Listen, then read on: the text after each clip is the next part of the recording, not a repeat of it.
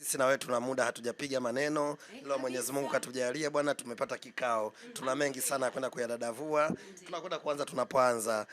Bwana, tunaambiwa kaka yetu Diamond Platnumz mbona anaendelea kumpa pressure binti yetu bwana Zuhura. Mapicha picha na Yami. Mambo ni mazito. Diamond kama anamfanyia makusudi. Hebu tuanzie hapo. Ile picha imevutia watu wengi. Wewe mwenyewe nakuona umesema pale kama tulivyokubaliana kwenye vikao vyetu. Kwanza niwakumbushe Diamond Platnumz alikwishawahi kusema yeye mwenyewe kwa mdomo wake kwamba mwanamke mmoja hamtoshi. Sasa sisi ni kina nani tuseme kwamba haiwezekani kutokea lolote kwa yeye na Yami.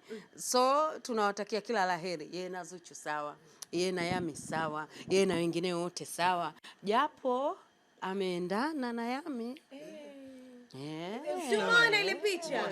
Leo nisubiri hapo Damai. Ukimweka Diamond na Zuchu kwa pamoja, ukamweka Diamond na Yami, binafsi utaondoka na Diamond na Yami? Kuna namna unaweza kuna namna sikio linaweza likazidi kichwa.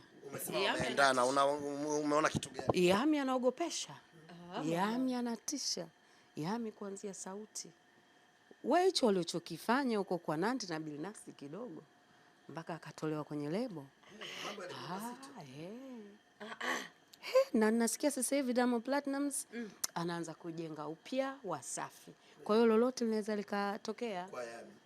Lolote linaweza likatokea. Mimi nawatakia kila laheri. Jambo ambalo tunalitaka sisi kama wadau wao, mashabiki wao, watangazaji wao, sisi tunataka mambo mazuri. Hatufurahi kuona kwamba Yami anasajiliwa Wasafi Damai, mambo yatakuwa mazito. Hapo utashangaa mambo yasiyoshangaza. Japo Zuchu naye pia anajiweza. Zuchu yuko vizuri, anajiweza kimuziki na maisha, lakini si kimapenzi tena, atakuwa ashazidiwa. Makatazo yake bado yanaendelea, na kiukweli kabisa anampongeza Zuchu, japo namuona anapiga selfie kidogo na Mama Dangote kwa mbali. Namwambia Zuchu, msogelee mama huyo. Unajua ndo mkweo huyo. Lakini nadhani ile distance ambayo tayari Mama Dangote ameiweka, Zuchu anaogopa tena kuivunja.